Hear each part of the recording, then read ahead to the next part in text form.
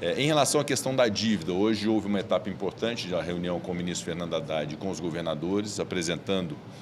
linhas gerais do que pode vir a ser uma proposta que o Ministério pede ainda um prazo para ser apresentada. A ideia é, de fato, dar solução a essa questão federativa da dívida dos estados que estão endividados e com dívidas impagáveis. Eu identifiquei que a ideia do Ministério da Fazenda em relação ao fortalecimento do ensino profissionalizante, a condição de investimentos no ensino profissionalizante como condição para a redução de juros, acho uma ideia bastante interessante,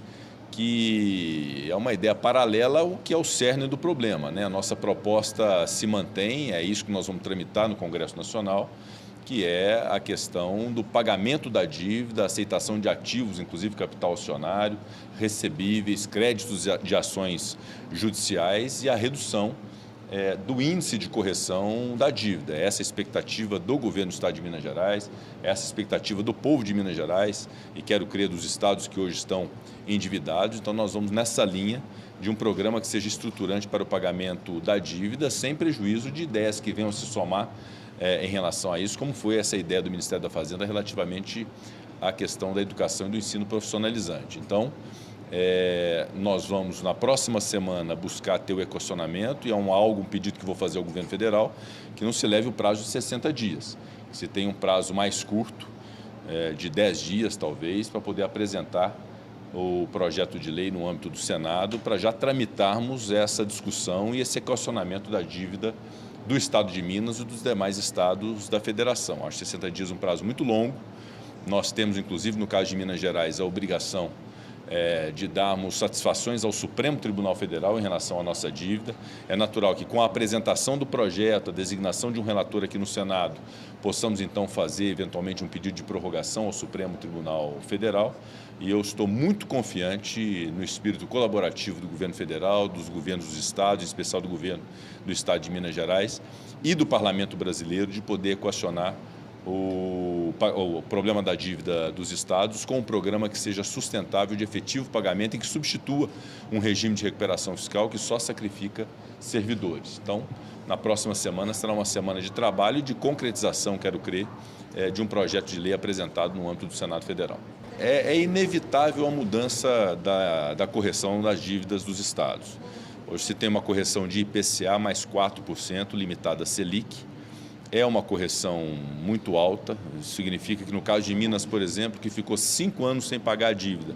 houve um aumento muito substancial do valor principal da dívida. Então a alteração do índice eu considero que é algo inevitável, que precisa ser concretizado para bem dos estados e para bem da União. Mas para além da discussão do índice de correção, nós precisamos ter um programa sustentável de pagamento da dívida, ou seja, se o governo federal está disposto, como disse já está disposto, a receber ativos como o capital acionário de empresas, o controle acionário de empresas, recebíveis, créditos de ações judiciais que porventura o Estado tenha como pagamento, esse pagamento inicial por um Estado da Federação endividado, como é o caso de Minas Gerais, deve redundar em algum tipo de benefício sobre o saldo devedor. Se é possível fazer isso para empresas endividadas em programas de regularização tributária, refis, transação tributária, é fundamental que se compreenda que para um ente federado tem que ter o mesmo tratamento. Então é essa a nossa lógica, essa espero ser a lógica também do Ministério da Fazenda e do governo federal para equacionamento do problema e num menor espaço de tempo poder haver o pagamento efetivo da dívida. Há uma sugestão, inclusive, do governador Cláudio Castro e do governador Eduardo Leite, de que o crédito decorrente do Fundo de Desenvolvimento Regional, que está concebido na emenda constitucional da reforma tributária, que esse crédito eventualmente possa ser antecipado também para pagamento da dívida. Então há na mesa uma série de alternativas de ativos dos estados para poder pagar a dívida com a União. Agora, esse esforço dos estados de entregar os seus ativos com uma demonstração de boa-fé e de intenção de pagar, deve redundar na sustentação de um programa que faça com que esse esforço inicial possa contemplar uma diminuição do saldo devedor, inclusive dos juros já pagos ao longo desse tempo. Então é isso que nós estamos defendendo e é isso que nós vamos tramitar no Senado Federal, obviamente buscando um acordo com as partes envolvidas, sobretudo com o Ministério da Fazenda. Primeiro, a Fazenda tem se dedicado à estruturação de um programa que seja um programa geral para todos os estados. O caso de Minas acabou sendo um estupim para essa discussão, em função do prazo do Supremo Tribunal Federal e do assunto de Minas ter vindo à tona e, obviamente, outros estados é natural que agora venham com a pretensão de uma discussão geral, ou seja, um programa geral do Brasil para a solução desse problema federativo, para solução do problema do endividamento de estados que têm uma dívida impagável. No segundo momento, ao se estruturar esse programa, que vai compreender e fazer prever a possibilidade de entrega de ativos como capital acionário de empresas, no caso de Minas Gerais, ao capital acionário do governo do Estado de Minas Gerais, da CEMIG, que é a Companhia de Energia, da Copasa, que é a Companhia de Saneamento e Água, da Codemig, que é uma empresa de investimentos, inclusive detém boa parte do nióbio e do minério de Minas Gerais, é um ativo até muito relevante e substancial como pagamento. Num segundo momento, ou seja, a partir do momento da regra geral poder haver a previsão legal de que esses ativos podem ser recebidos pela União, aí sim o pormenor de cada situação para poder avaliar. O que eu quero assegurar, no caso de Minas Gerais, e conversei com o governador Romeu Zema hoje, que tanto da parte do governo do Estado como de nossa parte bancada federal, nós obviamente só admitiríamos que isso acontecesse, e que isso possa acontecer, se houver uma avaliação que seja uma avaliação justa,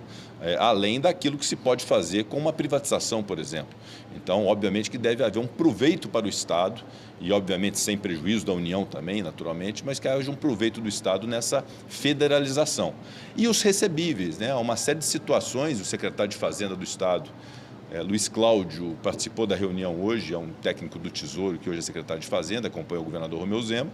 que apresentará uma série de ativos que o Estado tem, de recebíveis e de créditos de ações judiciais, que podem ser colocados na mesa, inclusive para avaliação da Advocacia Geral da União e do Ministério da Fazenda. Então, na semana próxima, nós já